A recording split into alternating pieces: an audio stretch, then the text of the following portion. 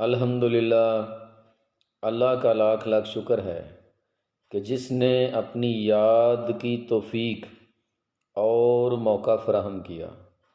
لاکھوں اور کروڑوں درود حضرت محمد مصطفیٰ احمد مجتبیٰ حبیب کبریاء امام الانبیاء خاتم النبیین صلی اللہ علیہ وآلہ وسلم کی ذات پر کہ جن کے طفیل مالک الملک نے یہ مہربانی فرمائی۔ آج ہم بات کریں گے دو سلاسل جو ہیں، سلسلہ چشتیہ اور سلسلہ قادریہ کے بارے میں۔ جب ہم غور کرتے ہیں تو ہمیں پتہ چلتا ہے کہ جتنے بھی سلاسل ہیں، چاہے وہ سلسلہ چشتیہ ہے، قادریہ ہے، سہروردیہ ہے، ان تمام سلاسل جو ہیں، ان کی جڑ جو ہے وہ مولا کائنات مولا علی علیہ السلام تک پہنچتی ہے۔ تمام سلاسل جو ہیں ان کے روح رواں جو ہیں وہ مولا علی ہیں، اور ان کو یہ منصب نبی کریم صلی اللہ علیہ وآلہ وسلم نے تفویض کیا۔ امام الفقر جو ہیں وہ مولا علی ہیں۔ آج بھی ولایت کی مہر جو ہے وہ مولا علی کے پاس ہے۔ سلسلہ نقشبندیہ ہو، سلسلہ قادریہ ہو، سلسلہ چشتیہ ہو، سلسلہ سہروردیہ ہو، کوئی بھی سلسلہ ہے اور اس میں کوئی بھی ولی ہے تو اس کی ریکمنڈیشن جو ہے وہ مولا علی ہی کرتے ہیں۔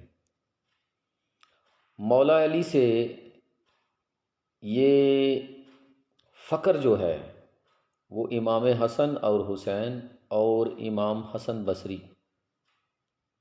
امام کمیل، ان چاروں کو آگے تفویض ہوا۔ امام حسن اور حسین کا سلسلہ جو ہے ان سے چلتا ہوا، آپ کے آل اولاد جو ہیں ان میں چلتا ہوا ابھی تک جاری و ساری ہے اور اپنی پوری آب و تاب کے ساتھ چمک رہا ہے۔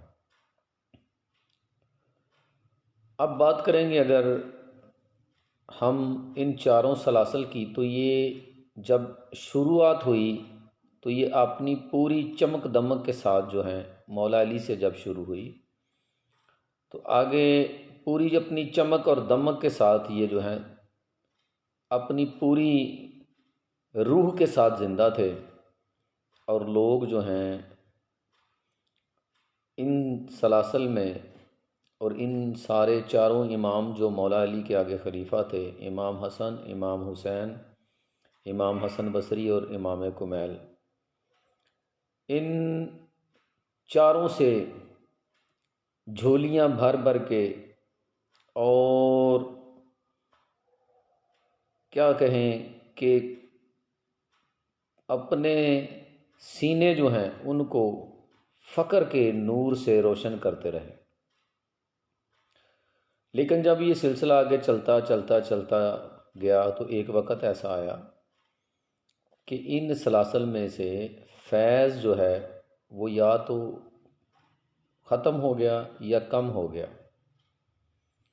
پھر اللہ تبارک و تعالیٰ کی ذات نے غوث اعظم، تمام اولیاء کے سردار،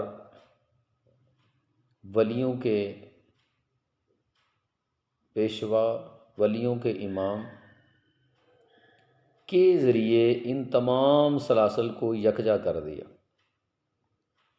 اور سب کا فیض جو ہے وہ ایک ذات غوث اعظم کی جو ذات ہے اس میں اس کو یکجا کیا، اور پھر غوث اعظم سے آگے ان کے خلفاء اور ان سے فیض لینے والے تمام اولیاء جو ہیں یہ وہاں سے آگے فیض تمام سلاسل میں منتقل ہوتا گیا۔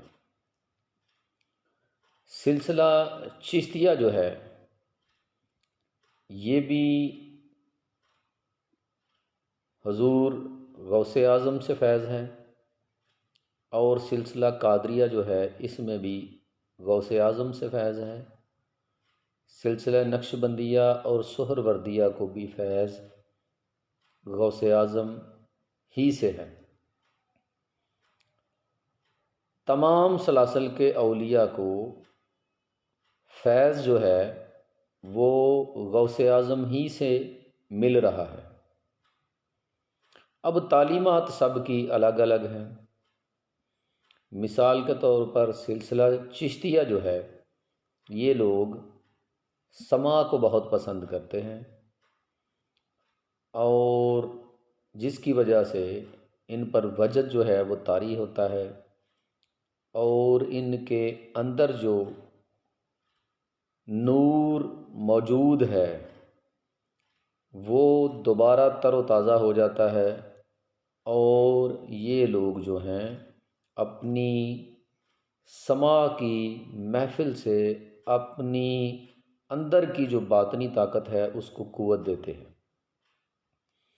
اب اگر کوئی ان پہ اعتراض کرتا ہے تو وہ الگ بات ہے، لیکن اہل چشت اہل بہشت ہیں، اور یہ لوگ جو ہیں یہ اللہ کے بڑے قریب ہیں۔ یہ اپنی مستی میں مست رہتے ہیں، اور محبت ان کا پیغام ہے۔ دوسری طرف اگر ہم بات کرتے ہیں سلسلہ قادریہ کی تو یہ بھی محبت والے لوگ ہیں، لیکن اس سلسلہ میں فقر ہے۔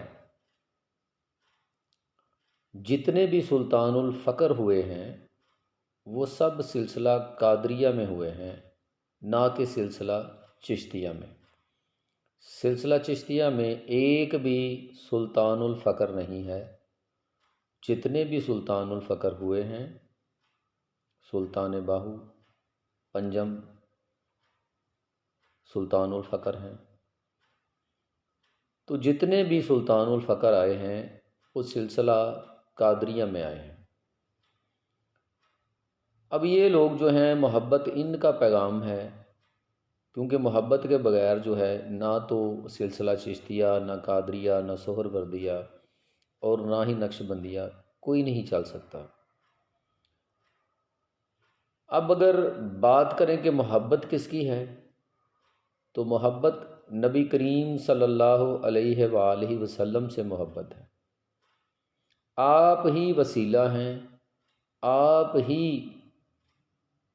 کے قدموں تک پہنچنے کی ساری یہ جستجو ہے، یہ تگ و دو ہے، اور آپ ہی کی بدولت جو ہے وہ رب کی ذات کا عرفان حاصل ہوگا۔ اور درمیان میں وسیلہ غوث اعظم ہیں، آگے چلتے چلتے مولا علی ہیں جو فقر کے امام ہیں، اور مولا علی سے نبی کریم صلی اللہ علیہ وآلہ وسلم کی ذات، اور پھر اس کے بعد فنا فی اللہ۔ یہ فنا فی اللہ کا درس جو ہے وہ بھی سلسلہ قادریہ کا ہے۔ سلسلہ قادریہ جو ہے فنا فی اللہ کا درس دیا جاتا ہے۔ اس میں بھی دو آگے شاخیں ہیں، ایک جو ہیں وہ ریاضت اور مجاہدہ کرواتی ہے، دوسرے لوگ جو ہیں وہ ریاضت اور مجاہدے سے دور ہیں، وہ محبت کا پیغام دیتے ہیں۔ اور اسی طرح جیسے سلسلہ چشتیہ میں بھی ریاضت ہے اور مجاہدہ ہے۔ تو امید ہے آپ ساری بات کو سمجھ گئے ہوں گے۔ وما علینا الا البلاغ المبین۔ السلام علیکم۔